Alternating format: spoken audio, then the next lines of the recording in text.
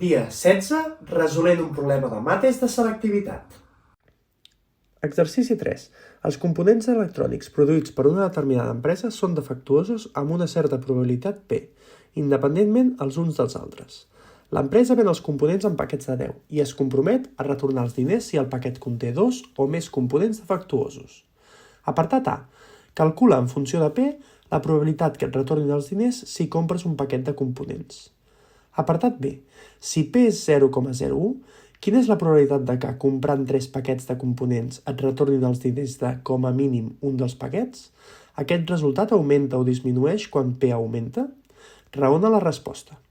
Apartat C. Si P és 0,01, calcula la probabilitat que, comprant 4 paquets, et retornin els diners exactament 2 d'ells. Ens demana que calculem la probabilitat que 2 o més paquets estiguin malmesos i, per tant, que ens hagin de tornar els diners. Per fer això, haurem de calcular la probabilitat de tenir 0 paquets malmesos i la probabilitat de tenir un paquet malmès i restar-li a la probabilitat total del conjunt, que és 1. Per tant, mitjançant la probabilitat binominal, que és aquesta fórmula d'aquí, que defineix la probabilitat de que un esdeveniment vagi passant un cert número de vegades d'un número total d'experiments, mitjançant aquesta fórmula farem aquesta resta. Per tant, la probabilitat de 0. Si veiem aquesta fórmula, aquest número combinatori serà 10 factorial, 0 factorial i 10 menys 0 són 10 factorial. El 0 factorial és 1 i, per tant, serà 1. A més, la P anirà elevat a 0 i la 1 menys P anirà elevat a 10 menys 0, i això serà 10. La probabilitat a 1 ja variarà una mica, el número factorial serà 10 factorial, entre 1 factorial i 10 menys 1, per tant 9 factorial, i això és 10. Sí, per tant serà 10 per P elevat a 1 i 1 menys P elevat a 9, perquè és 10 menys 1. Un cop tenim aquestes probabilitats, per tant, la probabilitat de que la X, la K, sigui més gran o igual que 2 serà 1 menys P elevat a 10 menys 10P 1 menys P elevat a 9. I aquesta serà la funció de la probabilitat que ens retornin els diners si 2 paquets o més estan mal empaquetats.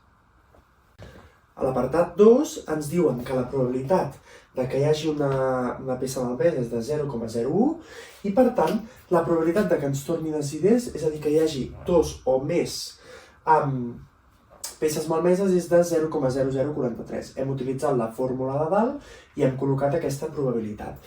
Llavors, el càlcul que hem de fer ara és si comprem 3 paquets de components que com a mínim ens en tornin un de paquet.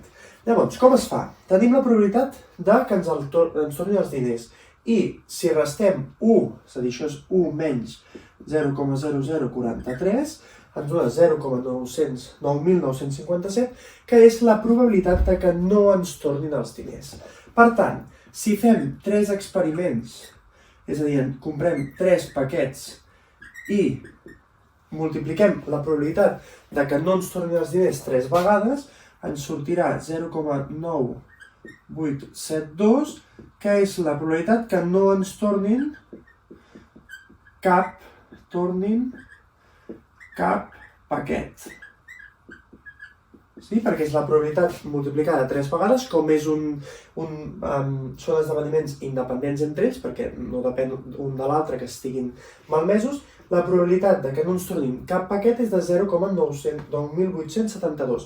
Per tant, la probabilitat que ens en tornin com a mínim un és la resta de 1 menys això. Per tant, serà de 0,0128 la probabilitat que ens tornin com a mínim un paquet.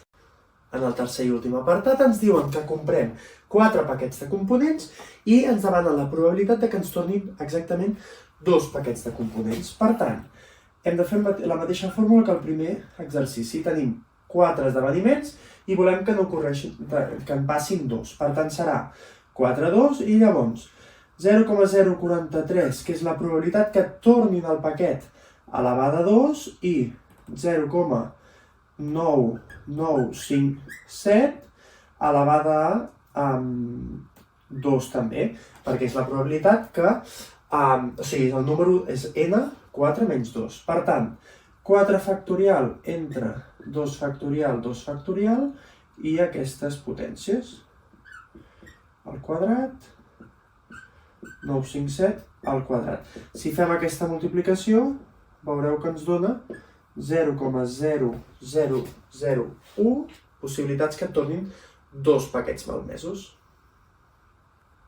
Demà, un problema d'optimització.